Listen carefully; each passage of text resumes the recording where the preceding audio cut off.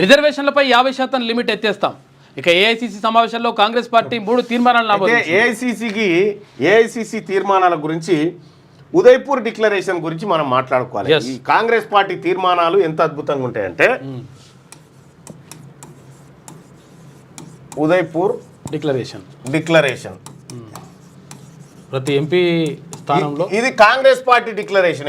Udaipur declaration లో అందులో ఏమని తీర్మానం చేసి రెడ్కేనా ప్రతి ఎంపీ నియోజకవర్గంలో ప్రతి లోక్సభ నియోజకవర్గంలో కనీసం 2 బీసీలకు ఎమ్మెల్యే సీట్లు 7 అసెంబ్లీలు ఉంటే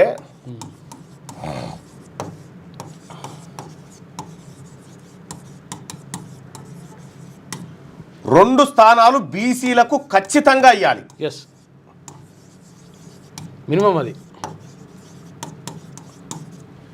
ఇగో ఇది పెట్టిరు ఉదయపూర్ డిక్లరేషన్లో 7 ఒక పార్లమెంట్ సెగ్మెంట్లో లోక్సభ సెగ్మెంట్లో 7 అసెంబ్లీ స్థానాలు ఉంటే 2 బీసీలకు ఖచ్చితంగా ఇవ్వాలి అనేది ఉదయపూర్ డిక్లరేషన్లో. ఇప్పుడు ఈడ ఏది వీళ్ళే మళ్ళా ఈ కాంగ్రెస్ పార్టీ అధినాయకత్వమే డిసైడ్. ఇంకా రెండోది ఏం చేసిరు, ఒక్క ఇంట్లో నుంచి ఒకరే, ఇద్దరికి ఇవ్వడానికి వీలు లేదు. ఒక ఇంటి నుంచి ఒకరికి మాత్రమే టికెట్. ఇది ఉదయపూర్ డిక్లరేషనే. ఈ ఉదయపూర్ డిక్లరేషన్లో ఒక ఇంటి నుంచి ఒకరికే టికెట్ అంటే జానారెడ్డి ఇంట్లో 2, కోమటిరెడ్డి ఇంట్లో 2, ఉత్తమ్ కుమార్ రెడ్డి ఇంట్లో 2. ఇట్లా పదవులు ఏది ఈడ ఉదయపూర్ డిక్లరేషన్ ఈడ కిలోమీటర్ లోతుల వాచిపెట్టి వీళ్ళంతా మంచిగా. ఇక్కడ బీసీలకు అంటే తెలంగాణ రాష్ట్రంలో 17 బీసీలు ఉంటే అంటే 34 అసెంబ్లీ సీట్లు బీసీలకు ఇస్తామని ఉదయపూర్ డిక్లరేషన్లో చెప్పారు. ఇచ్చింది 21 మినిమం తక్కువ ఇచ్చింది 21. ఆ 21లో కూడా డబిల్పురా, చార్మినార్, మలక్పేట. ఇగో ఇది ఇలా నిక్కచ్చిగా ఏది ఇప్పుడు అసెంబ్లీ స్థానాలు 7 లోక్సభ పరిధిలో ఉంటే 2 బీసీలకు ఇస్తామని చెప్పి మోసం చేసింది ఉదయపూర్ డిక్లరేషన్. మరి ఎందుకు రాసుకుంటారు గీంత దానికి రాసుకున్నాడు ఎందుకు, మీరు కూసునుడు ఎందుకు, చర్చ ఎగబెట్టేదానికి చర్చలు ఎందుకు, అంతే ఎగబెట్టడానికి. ఒక ఇంటి నుంచి ఒక్కరికే అంట్రీ ఏది మరి. ఇప్పుడు ఇంకో ఒక్క ఇంటి నుంచి ఒకే పదవి కాదు. ఇప్పుడు ఆయన రాజగోపాల్ రెడ్డి గారు మునుగోడు ఎమ్మెల్యే, వెంకర్ రెడ్డి గారు నల్గొండకి ఎమ్మెల్యే, నల్గొండ కాదు ప్రపంచానికి ఆయన. ఆ తర్వాత ఆయనకు మంత్రి పదవి, మళ్ళీ ఈయనకు మంత్రి పదవి. ఇక ఇంత అద్భుతం మన కాంగ్రెస్ పార్టీ. ఈ ఉదయపూర్ డిక్లరేషన్ అమలు చేసేందుకే దిక్కు దివానం లేదు. ఇప్పుడు కొత్తగా మళ్ళా రిజర్వేషన్లపై 50% లిమిట్ ఎత్తేస్తాం. ఇక్కడ నేను చెప్తా ఉన్నా, చెప్పు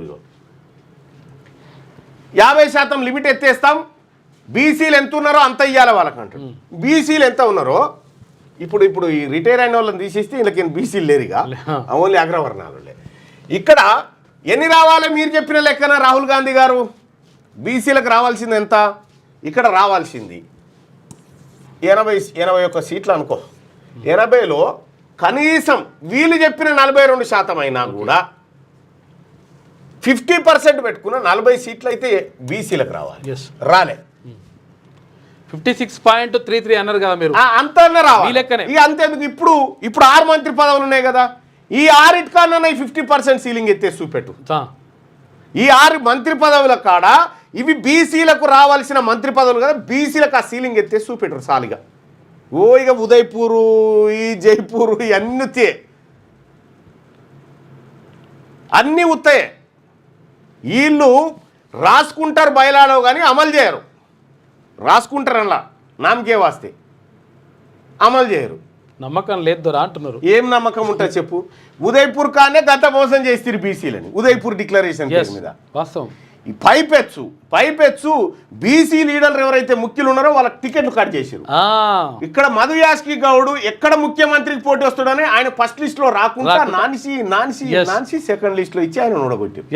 చాలా అంటే ఈ కుట్రలన్నీ మనం తెలుసుకునే వరకాల ఎలక్షన్ అయిపోతుంది. కానీ ఇక రిజర్వేషన్లపై 50% లిమిట్ ఎత్తేస్తాం, మంచిది.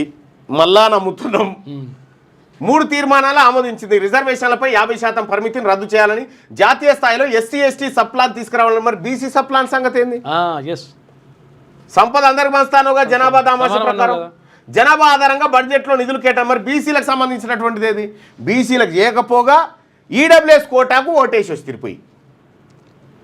ఒకవేళ నిజంగా ఒకవేళ బీసీలకు వేయాలనుకుంటే తెలంగాణ రాష్ట్రంలో అసలు యాక్చువల్గా 3,04,000 కోట్ల రూపాయలకు బడ్జెట్ కేటాయించారు. దాంట్లో అసలు యాక్చువల్గా బీసీలకు కేటాయించింది 11,400 కోట్లు కేటాయించారు. అసలు యాక్చువల్గా కేటాయించాల్సింది ఎంత? ఇప్పుడు ఎస్సీలకు సంబంధించి 40,000 కోట్లు కేటాయించారు. అంటే ఎస్సీ జనాభా మనం అంటే అసలు వాళ్ళకి 100% దక్కాల్సిందే. ఎస్సీల జనాభా ప్రకారం ఎస్సీలకు, ఎస్టీల జనాభా ప్రకారం ఎస్టీలకు, బీసీల జనాభా ప్రకారం మాత్రం బీసీలకు దక్కలేదు. ఈ బీసీల జనాభా అంతా సంపద అంతా వాళ్ళ దగ్గర పెట్టుకుంటా ఉన్నారు. మన బీసీలకు రావాల్సినటువంటి సో ఏంటంటే సొమ్ము మనదే, అది ఓట్లు మనయే, అన్ని మనే, కుర్చీ కానించి అన్ని మనయే. కుర్చీల వాళ్ళని తెచ్చి కూర్చుని పెట్టి భజన చేస్తా ఉన్నాం. అట్లా వేసుకుంటే 1,20,000 కోట్ల రూపాయల బడ్జెట్ కేటాయించాలి కనీసం. తక్కువ ఏకాన పైసలు మీరు గుర్తుపెట్టుకోరి. మీకు రాజకీయంగా ఆలోచన లేకపోతే మనం ఏం చేస్తాం? ఇప్పుడు మాకు కార్పొరేషన్ పెట్టు, మాకు ఇది ఏమొస్తుంది? కుర్చీ కావాలా నువ్వు, అంతే, దెబ్బకు వస్తుంది.